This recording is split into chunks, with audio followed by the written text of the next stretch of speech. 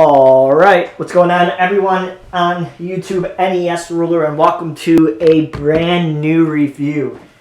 Yeah, this time we'll be checking out a film that was sent to me to review by Severin Films, and you can pick this up on Blu-ray and DVD on April 29th.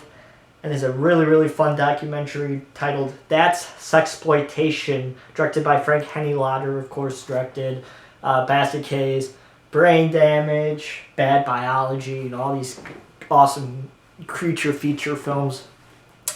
And he's known for having quite a large film collection, mainly, sleaze and horror films.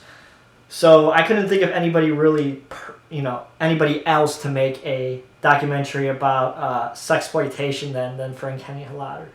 So this is a really fun and in-depth documentary about the sexploitation era of film, dating back all the way to the beginning of cinema. And what is really interesting about sexploitation is that the early days of cinema in the 20s leading up to the 30s was actually quite liberal, and you would actually see some pretty some interesting stuff going on, full frontal type of sexual acts and things like that you probably wouldn't think of actually occurring back in the the 1920s leading up to the Depression.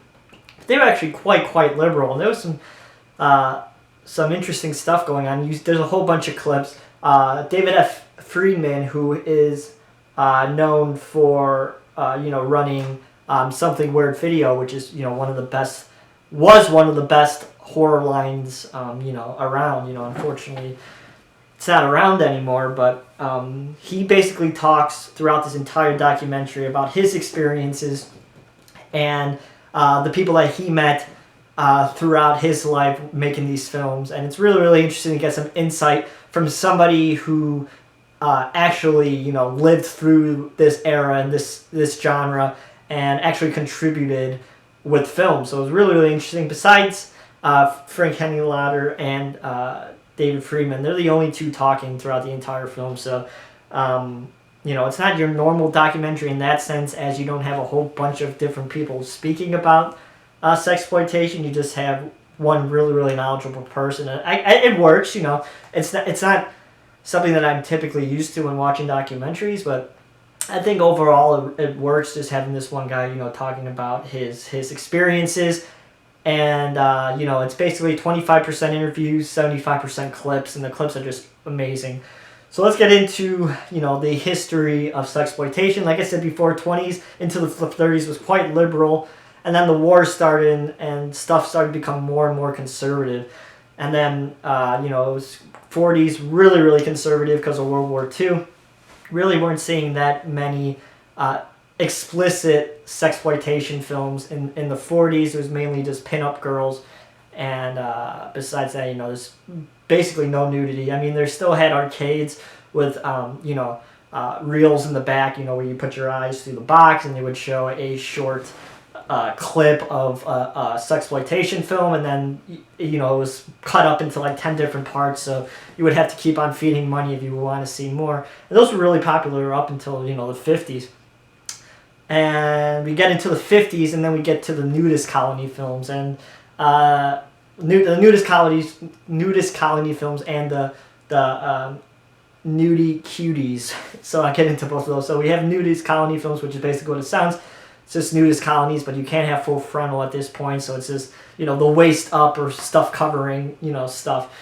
So it was, a lot of nudist camp films started to come out. Really interesting. I don't understand why anybody would want to sit for 90 minutes and watch a nudist colony film, but I have to transform myself into the time period and understand that this is pretty risque even for what was going on.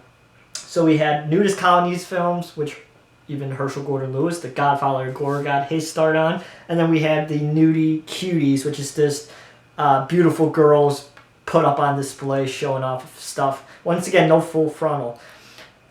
Then we get into the 60s, and the 60s is what's known as the golden era of sexploitation. David F. Friedman really talks a lot about this era, about how it just really transformed, and all the cultural differences that was happening in America at the time, sexual revolution, hippie movement, gay rights, all that stuff was really just overboiling, that we were eventually going to have some more risque sexploitation films.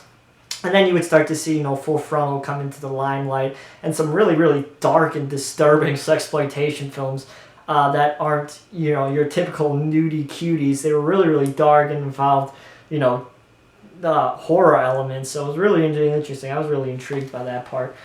So the 60s, really, really fantastic for sexploitation. A whole bunch of stuff going on. Interesting stories, interesting films started coming out. And then you started to have the porn come in. And once the hardcore porn started to come in the 70s, sexploitation unfortunately went away. And it died. So you could thank porn for the death of sexploitation cinema. So overall, this is a really, really great documentary. It has a whole bunch of really interesting clips that you probably will never see anywhere else.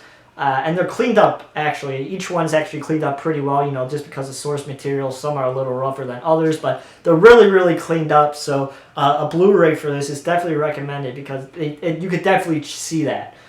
And let's get into the special features. So we have a 3.5 hours of sexploitation shorts from the Something Weird archive. So basically the clips that you see in the documentary, the longer full-length versions. Really, really fun stuff once again. And then you have an auto commentary with Frank Henenlotter and Something Weird's Lisa Petrucci. So I haven't had a chance to listen to that commentary. You guys know me, I'm really not a commentary guy, even though I should be. And then you have a trailer. Picture quality, like I said, is really, really fantastic. It's really, really good. They clean up these clips. It looks really, really nice. Sound is what it is. So overall, I really, really recommend this one. Out of the 2 other Severin films releases that I reviewed for them so far, this is definitely my favorite one. I really, really enjoyed it, and I highly recommend it if you're into learning more about, sexploitation and sleaze cinema, because it's really, really fun. So pick this up on April 29th. So that is my review of that Sexploitation. If you guys like this video, you can give it a thumbs up. And as always, you can follow me on Twitter. We're already on YouTube. On Twitter, twitter.com/NESRuler22. And I hope everybody's doing well. I'll talk to you guys soon. See you guys.